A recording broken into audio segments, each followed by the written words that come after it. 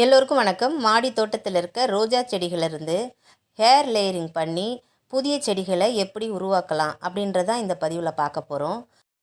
நான் இந்த பன்னீர் ரோஜா செடியில் தான் ஹேர் லேயரிங் பண்ண போகிறேன். இது ரொம்ப சின்ன செடி தாங்க. கிட்டத்தட்ட ஒரு 7-8 மாதம்தான் இருக்கும் இந்த செடி வச்சு.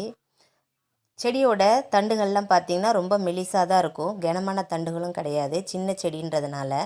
ஆனால் இந்த மாதிரி சின்ன சின்ன தண்டுகள்லேயே நம்ம ஹேர் லேயரிங் பண்ணலாங்க. கீழே பார்த்தீங்கன்னா மொத்தத்திலே ஒரு 3 பிரான்ச்சஸ் தான் இருக்குது. அதோட சைஸ் பார்த்தீங்கன்னா பென்சிலை விட கொஞ்சம் சின்னதாக தான் இருக்குது. நான் இப்போது இந்த கொப்பில் தான் இந்த ஹேர் லேயரிங் பண்ண போகிறேன். கரெக்டாக ஒரு 1 இன்ச் அளவுக்கு நம்ம அந்த தண்டு பகுதியில் இருக்க அந்த பச்சை நிற ஸ்கின்னை அழகாக வெட்டி எடுத்துடலாம்.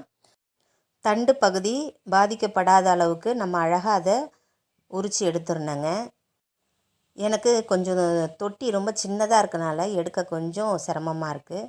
அதனால் கொஞ்சம் ஸ்லோவாக பார்த்து எடுக்கிறேன். ஏன்னா உள்ளே இருக்க அந்த தண்டு பாதிச்சிச்சின்னா நமக்கு வேர் வராது. அதனால் பொறுமையாக அதோட மேல் தோலை அழகாக உரித்து எடுத்துடுறேன். கரெக்டாக 1 இன்ச்சுக்கு தான் நம்ம இதை எடுக்க போகிறோம். நம்ம எந்த இடத்துலேருந்து ஆரம்பித்து எந்த இடத்துல முடிக்கிறோமோ அங்கே தான் நமக்கு வேர்கள் வருங்க. நடுவு பகுதியிலேருந்துலாம் வேர்கள் வராது. இப்போ அந்த 1 இன்ச்சுக்கு நான் எடுக்கிறேன் இல்லையா, அந்த 1 இன்ச்சு எங்கே ஆரம்பிச்சனோ அங்கே தான் நமக்கு வேர்கள் வர ஆரம்பிக்கும். அதனால் நல்லா பொறுமையாக பார்த்து, ரொம்ப பெருசாகவும் எடுக்க வேண்டாங்க. 1 இன்ச் எடுத்தாலே போதும், வேர்கள் நமக்கு நல்லாவே வந்துடும். அந்த பச்சை நிறம் போய் உள்ளே இருக்க அந்த வெள்ளை நிற ஸ்டெம் நமக்கு தெரியணுங்க. அப்போ தான் நமக்கு வேர்கள் சீக்கிரமாக வளரும். இங்கே பார்த்தீங்களா, நான் அந்த மாதிரி எடுக்கிறேன் பொறுமையாக தான். இதே மாதிரி நீங்களும் பார்த்து பொறுமையாக செய்யுங்க. எடுத்துகிட்டு லைட்டாக கொஞ்சம் சுரண்டி விட்டுருங்க. நான் இப்போ சுரண்டுறேன் இல்லையா, அந்த மாதிரி நல்லா சுரண்டி விட்டுட்டு அடுத்து நம்ம இதுக்கு ஒரு ரூட்டிங் ஹார்மோன் கொடுக்கணுங்க. ரூட்டிங் ஹார்மோன் கொடுத்தா தான் நமக்கு வேர்கள் சீக்கிரமாக வளரும். இந்த பகுதி அழுகியும் போகாது. அதனால் இப்போ ரூட்டிங் ஹார்மோன் கொடுக்கலாம். அதுக்கு நான் கற்றாழை தான் எடுக்க போகிறேங்க. கற்றாழையில் கொஞ்சமாக எடுத்து நம்ம அந்த சீவி எடுத்த பகுதியில் நல்லா தேய்ச்சி விட்டுருங்க. எந்த அளவுக்கு நம்ம சீவணுமோ அந்த இடம் முழுக்க நம்ம நல்லா தேய்ச்சி விட்டுருங்க. ஏன்னா இது நமக்கு கொடுக்கும்போது பார்த்திங்கன்னா வேர்கள் ரொம்ப சீக்கிரமாக வரும். இந்த பகுதி அழுகியும் போகாது. கற்றாழையில் ஒரு நல்ல ரூட்டிங் ஹார்மோன் இருக்குது. செடியோட வளர்ச்சி ரொம்பவே நல்லா இருக்குங்க.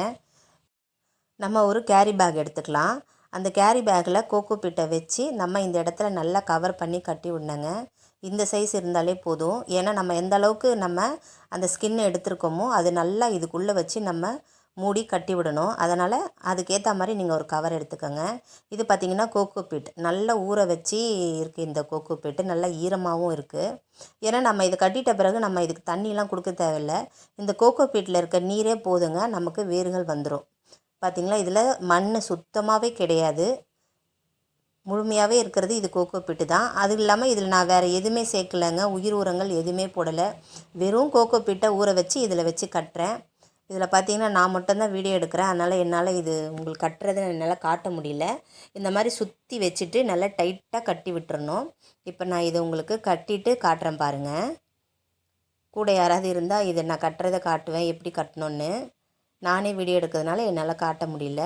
இந்த பாருங்கள், இந்த மாதிரி நல்லா சுற்றி டைட்டாக கட்டி விட்டுறணும். நல்லா நூலை வச்சு நல்லா டைட்டாக கட்டிட்டு இது மேலேயும் கீழேயும் நகரக்கூடாதுங்க. அப்படி லூஸாக கட்டிட்டிங்க அப்படின்னா வேர்கள் சீக்கிரமாக வராதுங்க. ஆனால் நல்லா டைட்டாக கட்டிடுங்க.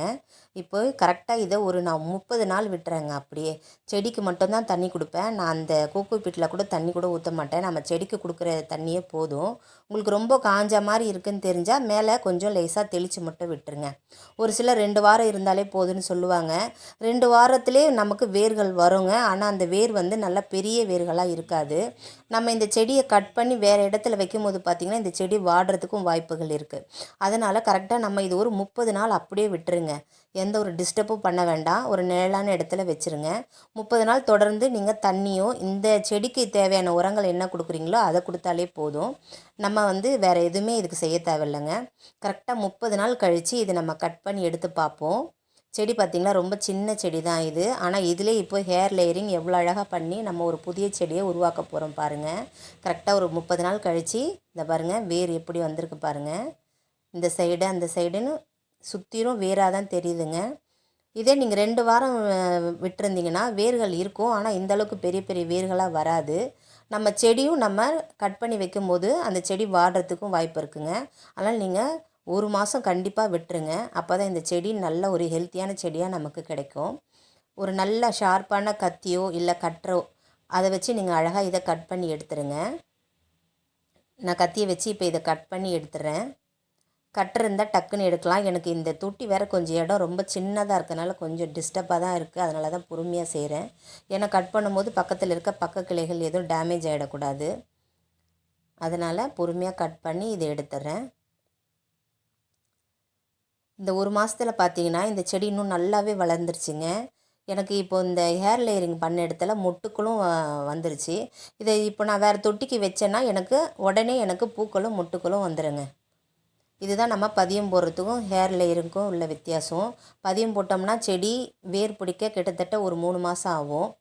நம்ம குச்சிகளாக நடவு பண்ணும்போது பார்த்திங்கன்னா சில குச்சிகள் வரும், சில குச்சிகள் வராது. ஆனால் ஹேர் லேயரிங் பண்ணோம்னா கண்டிப்பாக நமக்கு செடி சீக்கிரமாக உருவாயிடுங்க. இப்போது இதை வேர்கள்லாம் வெளியே தெரிகிறதுனால அந்த வேரெல்லாம் கட் ஆகாத மாதிரி பொறுமையாக இதை நான் கட் பண்ணி எடுத்துக்கிறேன். நமக்கு ஒரு செடி இருந்தாலே போதுங்க. கிட்டத்தட்ட அந்த செடியை வச்சு நம்ம நிறைய செடிகளை உருவாக்கலாம். என்கிட்ட மாடியில் பார்த்திங்கன்னா கிட்டத்தட்ட இப்போ ஒரு 12 செடிகள் நான் வச்சுருக்கேன். இதிலேருந்தே நிறைய செடிகளை உருவாக்கலாங்க. ஆனால் உங்களுக்கு மற்ற மெத்தடை விட இந்த மெத்தடு பார்த்திங்கன்னா ரொம்ப சீக்கிரமாக நமக்கு ஒரு புதிய செடியை நமக்கு கிடச்சிருங்க. இப்போ இதை ஓப்பன் பண்ணி காட்டுறேன் பாருங்கள். இது நம்ம ஹேர் லேயரிங் பண்ணோன்னேன்னு பார்த்திங்கன்னா கீழ்ப்பகுதியிலேருந்தும் நமக்கு துளிர்கள் வந்துருச்சு. மேலேயும் செடி நல்லா துளிர்கள் விட்டு மொட்டுக்கள் வந்துருச்சுங்க. அந்தளவுக்கு நமக்கு இந்த செடியோட க்ரோத்தும் நல்லாயிருக்கும். ஏன்னா நம்ம ரூட்டிங் ஹார்மோனும் கொடுத்துருக்கோம். அதனால் இந்த வேரும் வந்து இந்த நம்ம எங்கே நம்ம ஹேர் லேயரிங் பண்ணமோ அதுக்கு கீழே நமக்கு துளிர்கள் வர ஆரம்பிச்சிச்சுங்க. இங்கே பாருங்கள் எவ்வளோ அழகாக நமக்கு வேர் வந்திருக்கு பாருங்கள். நல்லா கிளியராகவே தெரியுது. நான் நல்லா அழுத்தி கட்டி வச்சுருந்தேன். அதையும் மீறி வேர்கள் எப்படி வந்திருக்கு பாருங்கள். இந்த மாதிரி வேர்கள் நிறைய வந்தால் தான் நமக்கு செடிகள் சீக்கிரமாக நம்ம ரீபாட் பண்ணும்போது நல்லா வளரும். இதே நீங்கள் 2 வாரத்தில் இதை கட் பண்ணி எடுத்திங்கன்னா செடியை நமக்கு காயறதுக்கும் வாய்ப்புகள் இருக்குது. இந்த வேரை நான் உங்களுக்கு முழுசாகவே காட்டுறேன் பாருங்கள். பொறுமையாகவே இதை எடுக்கிறேன். ஃபுல்லாக கிளியர் பண்ணும்போது உங்களுக்கு கரெக்டாக பாருங்கள், நம்ம எந்த இடத்துல நம்ம ஹேர் லேயரிங் பண்ணுறதுக்காக அதோட ஸ்கின்னை எடுத்தோமோ கரெக்டாக அங்கே தான் நமக்கு வேர்கள் வச்சுருக்கோம். இன்னும் நிறைய வேர்கள் வைக்கிறதுக்கு சின்ன சின்ன வேர்கள் நிறையாவே இருக்குது, தெரியும்னு நினைக்கிறேன் உங்களுக்கு. ஆனால் அந்த வேரெல்லாம் டிஸ்டர்ப் ஆகாமல் நம்ம இதை எடுத்து இது உங்களுக்கு காட்டுறதுக்காக தான் எடுக்கிறேன். நம்ம இது இப்போ ரீபாட் பண்ணும்போது இதெல்லாம் எடுக்கணுன்ற அவசியம் இல்லை. நீங்கள் அதை அப்படியே கட் பண்ணி எடுத்துகிட்டு நீங்கள் வேறு தொட்டிக்கு வச்சிடலாம். நான் இதை உங்களுக்கு காட்டுன்றதுக்காக தான் அதை நான் அந்த கோகோபீட்டெல்லாம் நான் எடுத்தேன். மண்கலவையெல்லாம் தயார் பண்ணி ரெடியாக வச்சுருக்கேங்க. மண்கலவை வீடியோ வேணும்னா நம்ம பேஜில் இருக்குது, நீங்கள் போய் பாருங்கள். இப்போ இதை அழகாக இதுக்குள்ளே நம்ம நடவு பண்ணிடலாம். மண் பார்த்திங்களா எந்த அளவுக்கு லூஸான மண்ணாக இருக்குது. இந்த மாதிரி இருந்தால் தான் இந்த செடி சீக்கிரமாக வளருங்க. மண் ரொம்ப லூஸாக இருக்கறனால அது மேலே நல்லா மண்ணை அணைச்சி விட்டுறேன். இப்போ இதுக்கு தண்ணியும் கொடுத்துடலாம். அவ்வளோதாங்க, நமக்கு ஒரு புதிய செடி உருவாயிருச்சுங்க. லைக் பண்ணுங்கள், ஷேர் பண்ணுங்கள், சப்ஸ்கிரைப் பண்ணுங்கள். யாருக்காவது இந்த பதிவு பயனுள்ளதாக இருக்குன்னு நினச்சிங்கன்னா கண்டிப்பாக அவங்களுக்கு ஷேர் பண்ணிவிடுங்க. ரோஜா செடிகளுக்கு என்னென்ன உரங்கள் கொடுக்கலான்றது நம்ம சேனலில் நிறையா இருக்குங்க. கண்டிப்பாக அந்த வீடியோவும் உங்களுக்கு தேவைப்பட்டால் போய் பாருங்கள். இயற்கையை நேசிப்போம். நன்றி.